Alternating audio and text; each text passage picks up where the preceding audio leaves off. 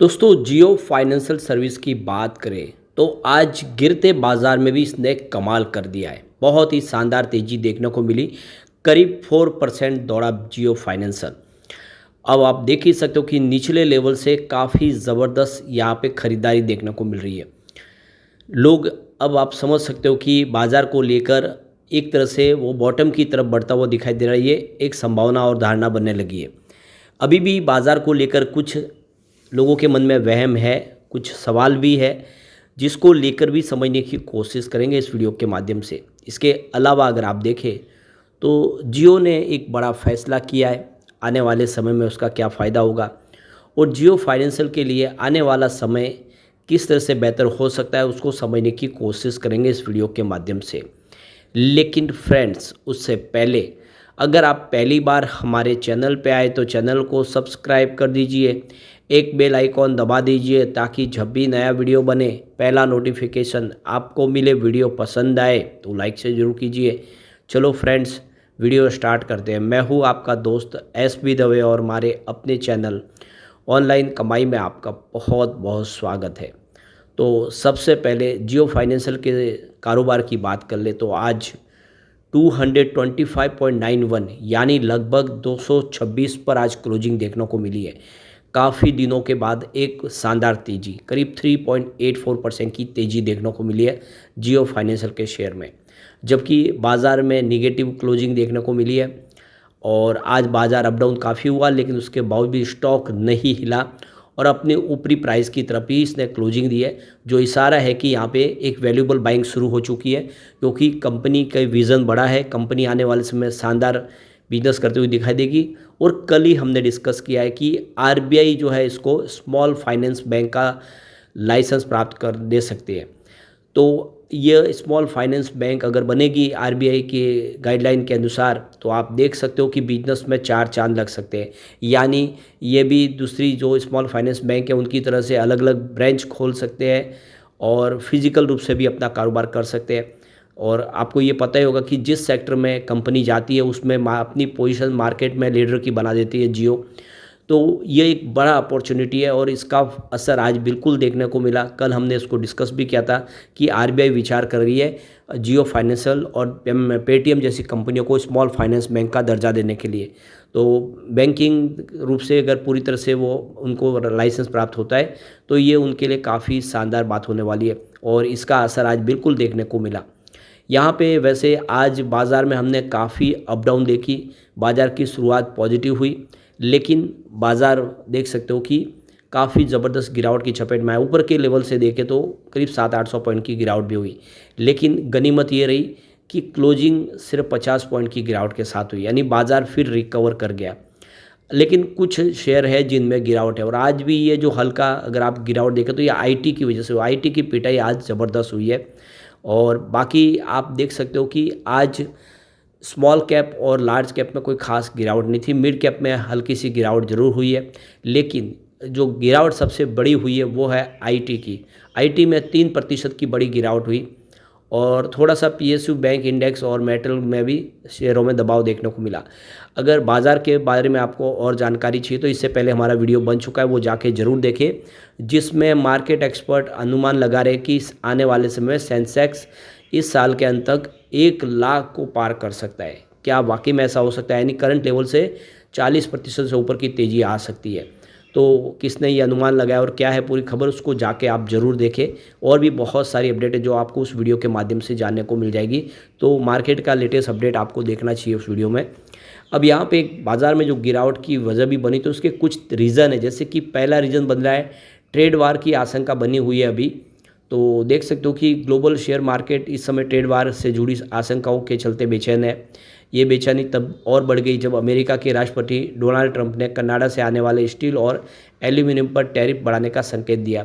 उन्होंने पहले ही टैरिफ को दोगुना करके 50% करने का प्रस्ताव दिया है, लेकिन इस पर दोबारा विचार करने का संकेत दिया है। एनालिस्ट का कहना है कि अप्रैल में रेसिप्रोकल टैरिफ यानी जवाबी टैक्स लागू होने के बाद मार्केट का सेंटीमेंट और कमज़ोर हो सकता है। और जियोजित फाइनेंशियल सर्विस की तरफ से देख सकते हो कि वीके विजय कुमार ने कहा है कि ट्रेड पॉलिसी को लेकर अनिश्चितता के चलते दुनिया भर के बाज़ारों में दबाव देखने को मिल रहा है और अगर रेसिप्रोकल टैरिफ लागू होते तो स्थिति और ख़राब हो सकती है। ऐसी स्थिति में बाज़ार में टिकाऊ रिकवरी की संभावना कम हो जाएगी। और दूसरा जो रीज़न बनता है उसमें देखिए कई अहम आर्थिक आंकड़े उनका इंतज़ार हो रहा है। निवेशक भारत और अमेरिका के इकोनॉमी से जुड़े कई अहम आंकड़ों का इंतज़ार कर रहे हैं। इसके चलते भी बाज़ार में सतर्कता का माहौल है।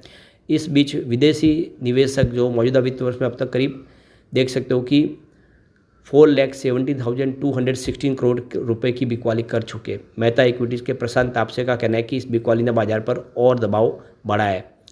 तीसरा भी जो रीज़न बन रहा है तो देखो अमेरिका में मंदी की आशंका दिखाई दे रही है। अमेरिका के राष्ट्रपति डोनाल्ड ट्रंप ने 2025 में मंदी आने की संभावना से इनकार नहीं किया है। हाल में ही फॉक्स न्यूज़ को दिए गए इंटरव्यू में उन्होंने कहा है कि यह एक बदलाव का दौर है क्योंकि हम जो कर रहे हैं बहुत बड़ा है।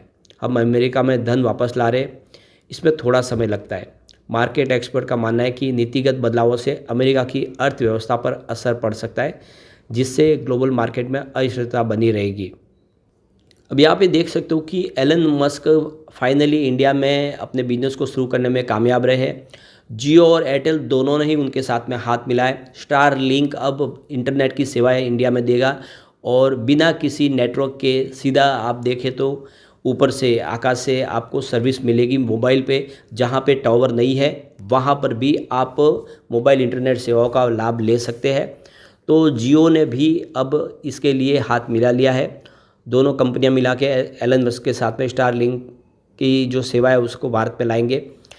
अब देखना होगा कि ये जो स्टारलिंक की एक लो ऑर्बिट सैटेलाइट इंटरनेट सेवा है वो किस तरह से यहाँ पे फ़ायदा पहुँचा सकती है। लेकिन जियो अपनी तरफ से हर कोशिश कर रहे हैं अपने बिजनेस को तेज़ी से बढ़ाने के लिए।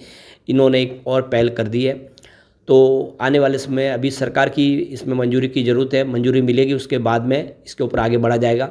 लेकिन आप देख सकते हो कि बिजनेस को बढ़ाने के लिए हर कोशिश हर कंपनी कर रही है। अब यहाँ पे सबसे बड़ी बात है कि जियो फाइनेंशियल के लिए भी 28 मार्च का दिन काफ़ी महत्वपूर्ण होने जा रहा है। 28 मार्च को निफ्टी 50 में ट्रेड करने लग जाएगा जियो फाइनेंशियल सर्विस, यानी एक मजबूत लार्ज कैप कंपनी और निफ्टी 50 में ट्रेड करेगा। तो एनएससी के इंडेक्स में बदलाव हो चुका है और निफ्टी 50 में ट्रेड करने का मतलब यह है कि काफ़ी सारा फ्रेश इन्वेस्टमेंट आना शुरू होगा। जो निवेशक सुरक्षित लार्ज कैप में निवेश करना चाहते हैं, सिर्फ निफ्टी 50 में ही ट्रेड करना चाहते हैं, उनका निवेश भी जियो फाइनेंशियल और जोमेटो इन दोनों शेयरों में आना शुरू हो जाएगा। तो ये आने वाला जो समय है ये काफ़ी शानदार होगा। तो काफ़ी लोग ये भी कहते हैं कि निफ्टी 50 में आ गया, अब इसकी प्राइस इतनी तेज़ी से क्यों नहीं बढ़ी है। तो अभी सिर्फ आया है, 28 मार्च से उसमें ट्रेड होना शुरू होगा। तो आप देख सकते हो कि उससे इसके बिजनेस में और वृद्धि होगी, इसका मार्केट कैप में बदलाव होगा। तो ये देख सकते हो कि यहाँ पे एक अंदाज़ जो लगाया गया है कि जोमेटो के अंदर $702 मिलियन का इन्वेस्टमेंट फ्रेश आ सकता है। वही जियो फाइनेंशियल सर्विस के लिए देख सकते हो कि $404 मिलियन का निवेश आ सकता है। दोनों कंपनियों को बेनिफिट होगा। दोनों मिला के जो पैसिव इन्फ्लो है वो करीब $1.11 बिलियन तक आने की संभावना बन जाएगी। यानी बहुत सारे जो निवेशक जो सिर्फ बड़े जो इंडेक्स देख के उनमें निवेश करते हैं उनका फ्रेश इन्वेस्टमेंट जियो फाइनेंशियल में आना शुरू हो जाएगा। तो 28 मार्च का इंतज़ार करना होगा।